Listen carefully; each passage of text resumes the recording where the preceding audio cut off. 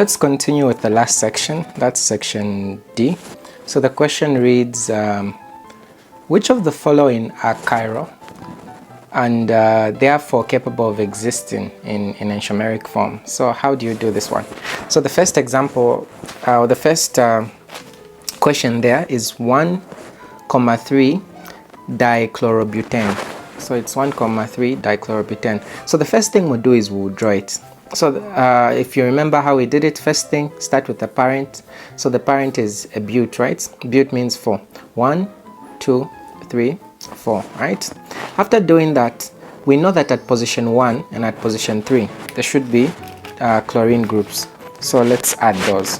So at position 1 and at position 1, 2, 3 and at position 3, we should have chlorine groups there, right? So we've done the so that's pretty much the structure.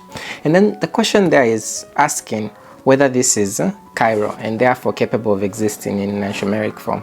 So the first question is it chiral? So it's only chiral if it has a chiral center. How do we identify a chiral center? It's a carbon that is attached to 4 different groups. So let's look at this carbon. This is not the chiral center. This one, it's not because it's attached to other hydrogens. But then let's look at this one here. Let's look at this one here. So what would be our personal comment about this part here, this portion? So we'll be able to see, one, it's attached to a hydrogen.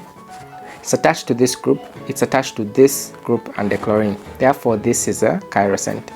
Because it has a chiral center, so we say the molecule is chiral. And then because it's chiral, it can exist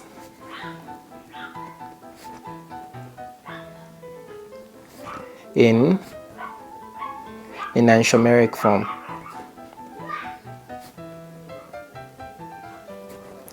It can exist in enantiomeric form. There'll be some situations when they'll ask you, say, oh, how many enantiomers are possible? So if they ask you how many enantiomers are possible, you need to use the Labelle-Van 't Hoff equation or the Labelle-Van 't Hoff rule. So what does it say? It says 2 to the n will always give you the number of isomers, the number of possible isomers. So if we let n equal the number of chiral centers, if we let n equal the number of chiral centers, then that will mean it will be 2 to the 1, which will be equal to what? 2. Therefore, there are 2 possible enantiomers.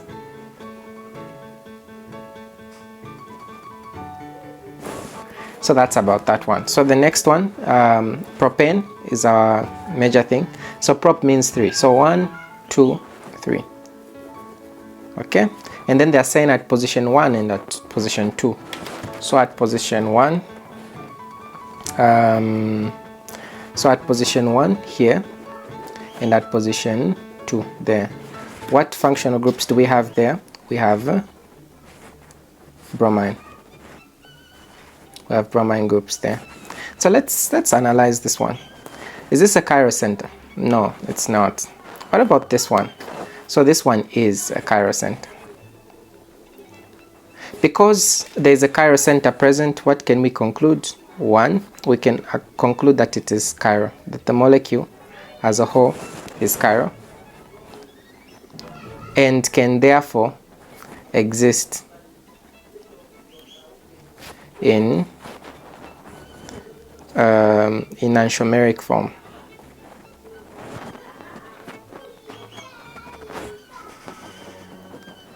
In case they were to ask how many possible enantiomers can you have, you use the Labelle-Van 't Hoff rule or equation, where n will be equal to 1, right? Because there's one stereoisomer. And then you'll be able to see that when you raise 2 to the 1, what do you get? 2. Therefore, there will be 2 possible enantiomers. But of course, that's not part of the question. Then let's look at the next one. The next one, pentane. Pentane means 5, right? So 1, 2, 3, 4, 5. At position 1,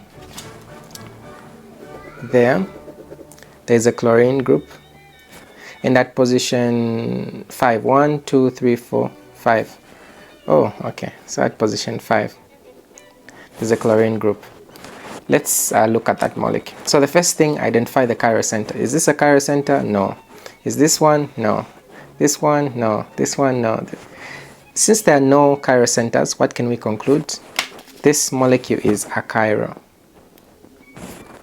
It is achiral.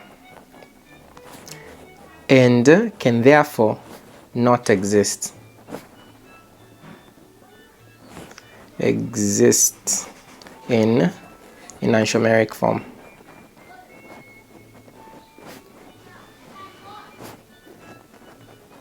It can therefore not exist in enantiomeric form. Let's look at the last one. So pentane, same thing, means 5, right? So 1, 2, 3, 4, 5.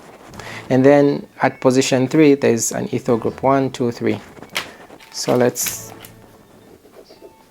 show that ethyl group there at position 3. So 1, 2, 3, okay.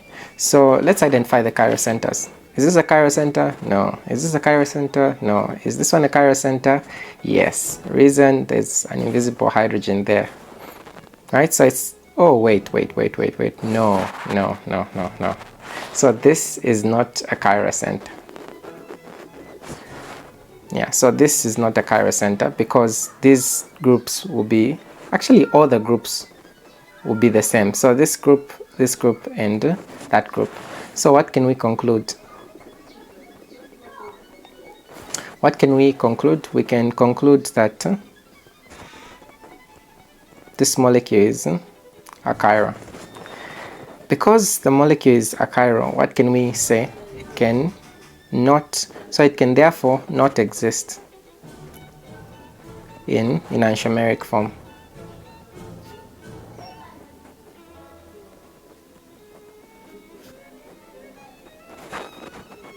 Enantiomeric form. Okay, so let's move to the next question. So the next question reads, how many carbons does an alkane, not a cycloalkane, need before it can exist in enantiomeric form? So the key thing is they're talking about an alkane. An alkane should not have any other functional groups like bromine, chlorine, so on and so forth. It's just carbon and hydrogen, and then it should not have any double bonds. So if that's to be the case, we need to have a minimum of 1 chiral center for it to exist as an enantiomer. So let's try to make a molecule of such sort. So the first thing we'll do is we'll place 1 carbon in the center. When we place the carbon in the center, let's attach 4 different groups and see which alkane this will be. So the first group I could attach would be a hydrogen. The second group I could attach would be, let's say, a methyl group, right? This is still an alkane. And then maybe let me attach an ethyl group, right? And then let me attach a propyl group. When we look at this, what we're able to see is that every group attached to this carbon is different. Therefore, this is a chiral center. This is the minimum or the smallest alkane that can exhibit stereoisomerism. So then the next thing, the main thing they were asking us is, what's the minimum number of carbons? So let's count the carbons. 1, 2, 3, 4, 5, 6, 7. So we say, therefore, minimum of 7 carbons. So you require a minimum of 7 carbons in order for you to have stereoisomerism in alkanes. So the next one says, give the correct names of the sets of enantiomers. Oh, okay. So what do we do?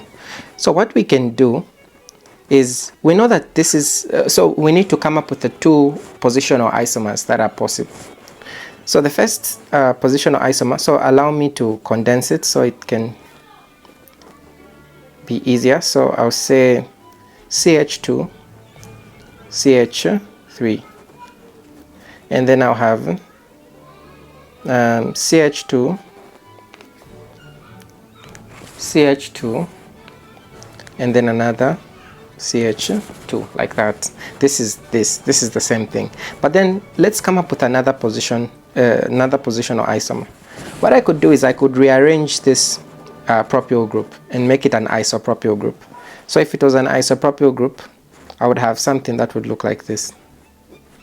So I would have two methyl groups there.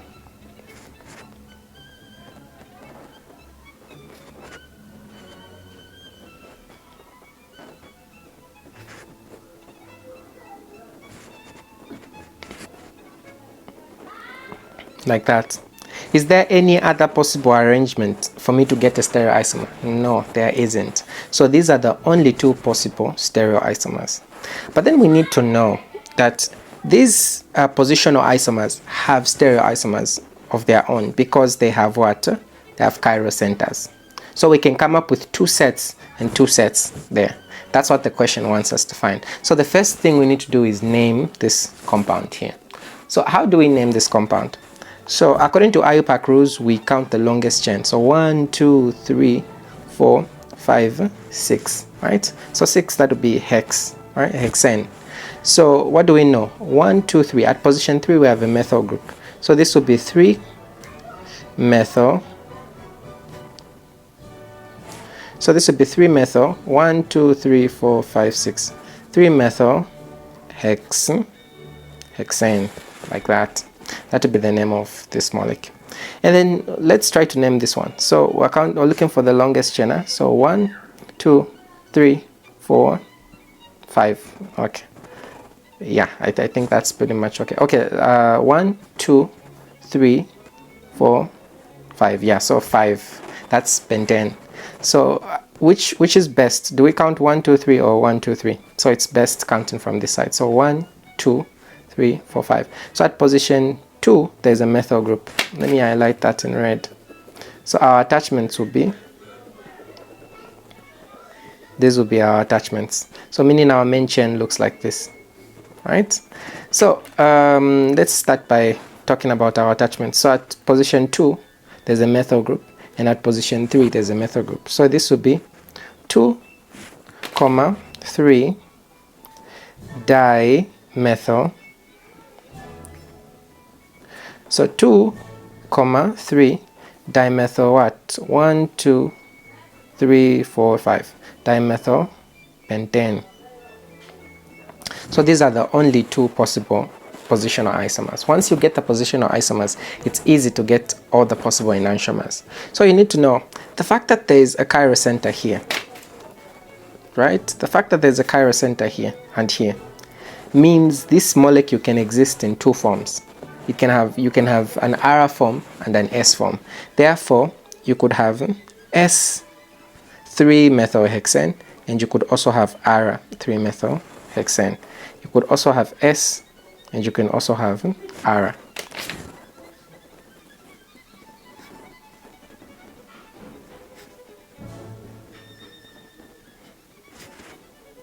Two, 3 dimethyl pentane. So that's pretty much it.